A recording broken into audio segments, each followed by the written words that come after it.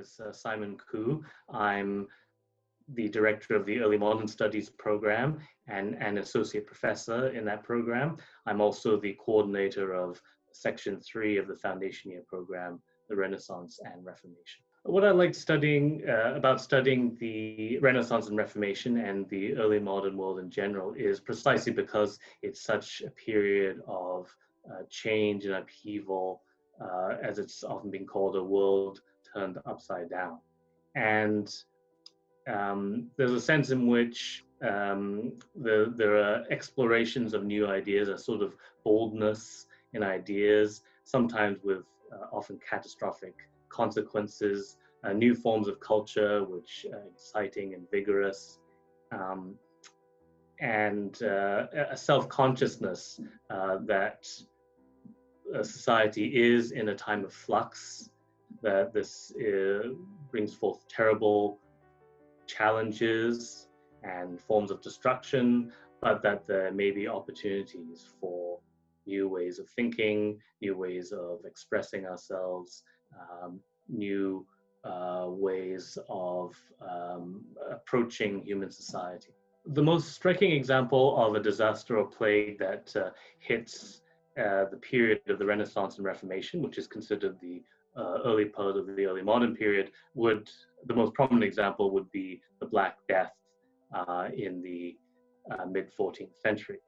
And the Black Death wiped out hundreds of millions of people across Asia and Europe, but it also sparked fascinating works of culture and literature and thought, including the Decameron by Boccaccio, which is an important late medieval Renaissance Italian work, and also inspires is an important aspect of the thought of Ibn Khaldun, the 14th century North African historian, with whom I've begun section 3 last year and next year as well. So Ibn Khaldun lived through the Black Death in the mid-14th century in his youth.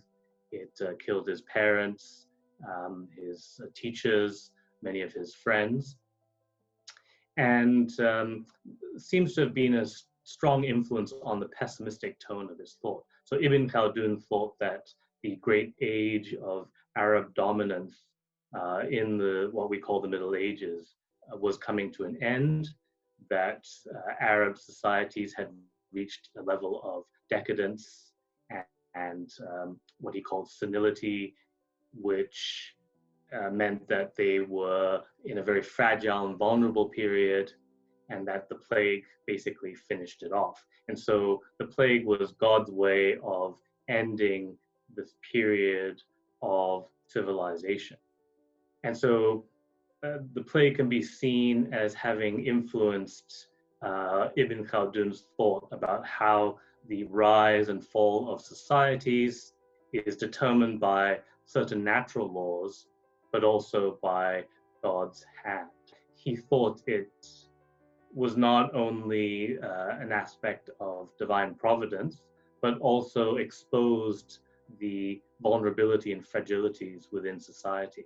And I think we're seeing right now that when we have public emergencies, and particularly the pandemic, the effectiveness and strength of institutions, of policies, of practices of governance come to the fore. And it really exposes the nature of society and of its leaders. And I think it's very useful for students to realize that globalization or global contact are not new in our time. In fact, there are many incidents of this throughout history, and studying the foundation year program, including the Renaissance and Reformation, can be extremely instructive for how to think about global encounters now.